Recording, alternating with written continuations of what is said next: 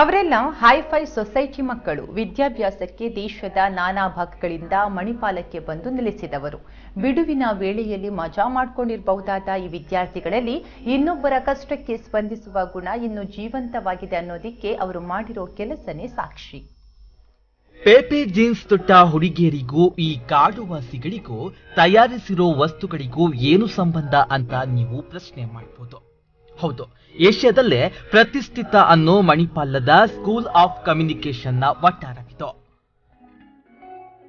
ಈ ಕ್ಯಾಂಪಸ್ನಲ್ಲಿ ನಮ್ಮ ಭೂಮಿ ಸಂಸ್ಥೆಯಲ್ಲಿ ತಯಾರಾದ ಕರಕುಶಲ ವಸ್ತುಗಳ ಪ್ರದರ್ಶನ ಮತ್ತು ಮಾರಾಟ ಮೇಳ 15 ವರ್ಷಗಳಿಂದ ನಡೆಯುತ್ತಾ ಬಂದಿದೆ. ನಮ್ಮ ಭೂಮಿ ಅಂದ್ರೆ ಬುಡಕಟ್ಟು ಮಕ್ಕಳಿಗಾಗಿ ಕೆಲಸ ಮಾಡುವ ಸಂಸ್ಥೆ.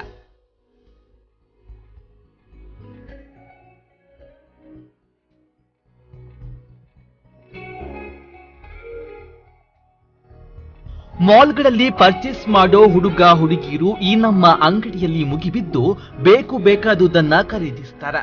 ದೇಶಿ ಬಟ್ಟೆಯಿಂದ ತಯಾರಾದ ವ್ಯಾನಿಟಿ ಬ್ಯಾಗ್, ಮರದ ಅಲಂಕಾರಿಕ ವಸ್ತುಗಳು, ಮಣ್ಣಿನ ಪಾಟ್ಗಳ ಮಾರಾಟ ಇಲ್ಲಿ ನಡೆಯುತ್ತೆ.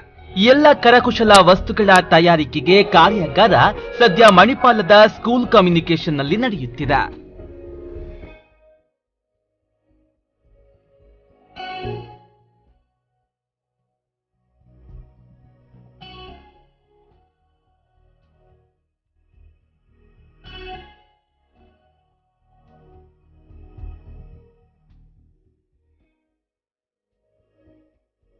ನಮ್ಮ ಭೂಮಿ ಸಂಸ್ಥೆ ಕುಂದಾಪುರದಲ್ಲಿದೆ. ಈ ಸಂಸ್ಥೆಯಲ್ಲಿ ಎಲ್ಲಾ ತರಹದ ಕರಕುಶಲ ವಸ್ತುಗಳನ್ನು ಸಂಬಂಧಪಟ್ಟ ಜನಾಂಗದವರೇ ತಯಾರು ಮಾಡ್ತಾರೆ. ಇಲ್ಲಿ ಬುಡಕಟ್ಟು ಜನರಿಗೆ ಉದ್ಯೋಗದ ಜೊತೆಗೆ ಕೈತುಂಬ ಹಣವನ್ನ ನಮ್ಮ ಭೂಮಿ ಸಂಸ್ಥೆ ನೀಡುತ್ತಿದೆ.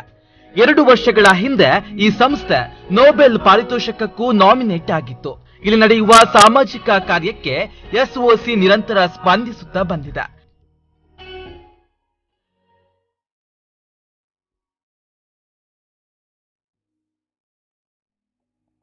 ಕಳೆದ ವರ್ಷ ಸುಮಾರು 25 ಲಕ್ಷ ರೂಪಾಯಿಯನ್ನ ಈ ವಿದ್ಯಾರ್ಥಿಗಳು ಸಂಗ್ರಹಿಸಿ ನೀಡಿದ್ದಾರೆ.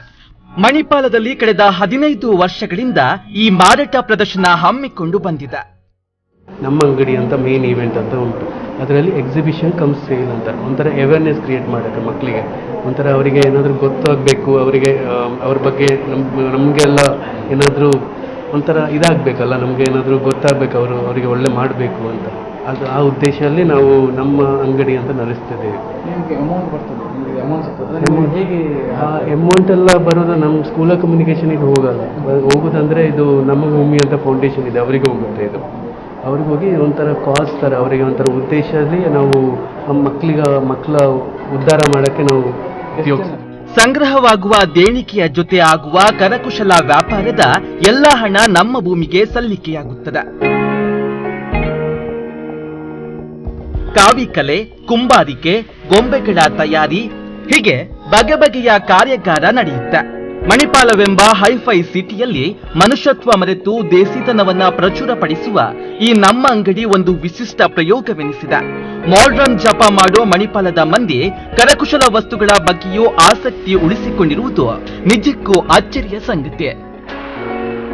ಪ್ರಮೋದ್ ಸುವರ್ಣ ಕಟ್ಪಾಡಿ, ನಮ್ಮ ಕುಲ ನ್ಯೂಸ್ 24x7.